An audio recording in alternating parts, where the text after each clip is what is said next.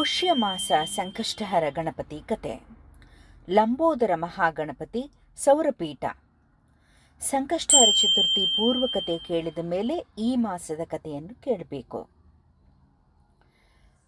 ಪಾರ್ವತಿಯ ಪ್ರಶ್ನೆಗೆ ಉತ್ತರ ಮುಂದುವರಿಸುತ್ತಾ ಗಣಪತಿಯು ಹೇಳುತ್ತಾನೆ, ಎಲೆ ಮಹಾದೇವಿಯೇ, ಪುಷ್ಯ ಮಾಸದಲ್ಲಿ ನನ್ನನ್ನು ಲಂಬೋದರ ಮಹಾಗಣಪತಿ ಎಂಬ ಹೆಸರಿನಲ್ಲಿ ಸೌರಪೀಠದಲ್ಲಿ ಆಹ್ವಾನಿಸಿ ನೈವೇದ್ಯಕ್ಕೆ ಪಂಚಕಜ್ಜಾಯ, ಆಂಬೊಡೆ, ಚಕ್ಕುಲಿಗಳನ್ನು ಇಟ್ಟು ಪೂಜಿಸಬೇಕು.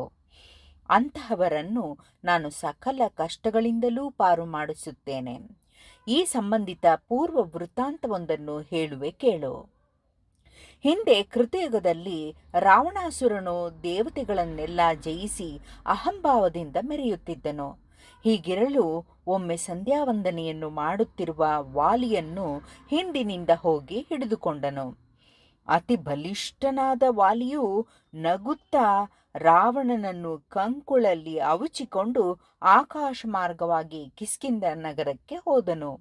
ಅಲ್ಲಿ ರಾವಣನ ಕುತ್ತಿಗೆಗೆ ಹಗ್ಗವನ್ನು ಕಟ್ಟಿ ತನ್ನ ಮಗನ ಆಟದ ವಸ್ತುವನ್ನಾಗಿ ಮಾಡಿದನು.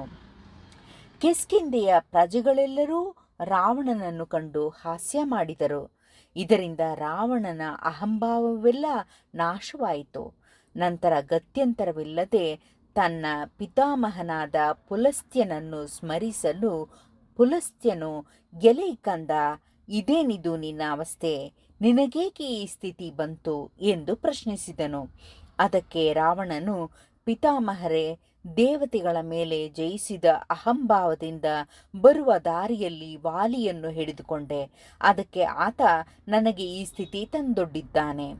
ಇಲ್ಲಿನ ಜನರೆಲ್ಲ ನನ್ನನ್ನು ಅಪಹಾಸ್ಯ ಮಾಡುತ್ತಿರುವರು. ನನ್ನ ಕೈಯಲ್ಲಿ ಏನೂ ಮಾಡಲು ಸಾಧ್ಯವಾಗುತ್ತಿಲ್ಲ ಎಂದನು. ಅದಕ್ಕೆ ಪುಲಸ್ತ್ಯರು, ಎಲೆ ರಾವಣನೇ, ನೀನು ಈ ಬಂಧನದಿಂದ ಬಿಡುಗಡೆ ಹೊಂದುತ್ತಿ. ಆದರೆ ದಶರಥನ ಮಗನಾದ ಶ್ರೀರಾಮನಿಂದ ನಿನಗೆ ಮರಣ ತಪ್ಪಿದ್ದಲ್ಲ, ಅದು ಇರಲಿ. ಆದರೆ ನಿನಗೆ ಈ ಬಂಧನದಿಂದ ಮುಕ್ತಿ ದೊರೆಯಬೇಕಾದರೆ ಶಾಸ್ತ್ರೋಕ್ತವಾಗಿ ಶ್ರೀ ಸಂಕಷ್ಟಹರ ಗಣಪತಿ ವ್ರತವನ್ನು ಮಾಡು. ಇದರಿಂದ ನಿನ್ನ ಸ್ಥಿತಿ ಬದಲಾಗುವುದು ಎಂದು ಹೇಳುತ್ತಾ ವ್ರತದ ವಿಧಿ ವಿಧಾನಗಳನ್ನು ಹೇಳಿ ಅಂತರ್ಧಾನನಾದನು. ಪಿತಾಮಹರ ಮಾತಿಗೆ ರಾವಣನು ಓಗೊಟ್ಟು ಶಾಸ್ತ್ರೋಕ್ತ ವಿಧಿಯಿಂದ ಸಂಕಷ್ಟಹರ ಚೌತಿ ವ್ರತವನ್ನು ಮಾಡಿದನು. ನಂತರ ಪ್ರಸನ್ನ ಚಿತ್ತನಾದ ಕರುಣಾಮಯಿ ಮಹಾಗಣಪತಿಯ ಅನುಗ್ರಹದಿಂದ ವಾಲಿಯು ರಾವಣನನ್ನು ಬಿಡುಗಡೆ ಮಾಡಿದನು.